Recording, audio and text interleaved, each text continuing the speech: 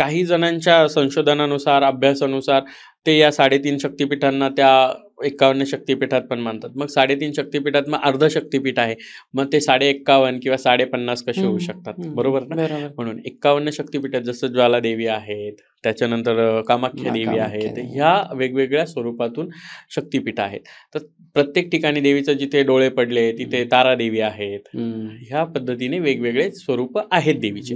म्हणून 51 शक्तिपीठ हे वेगळा प्रकार आहे आणि 3.5 शक्तिपीठ हा वेगळा प्रकार आहे. आणि शक्तिपीठाचे जसे प्रकार सांगितले तुम्ही मगाशी की ते डायरेक्ट शक्तिपीठ ते असू शकतं, पण हे स्वयंभू शक्तिपीठ आणि आद्य स्वयंभू शक्तिपीठ हे तुळजाभवानीचं तुळजापुरातलं स्वयंभू शक्तिपीठ आहे. म्हणून तिथे साक्षात जगदंबा आहेत, साक्षात भगवती माता पार्वती तिथे विराजित आहे आणि म्हणून त्यांना सगळ्या जनतेमधून एवढं श्रद्धेने पूजलं जातं.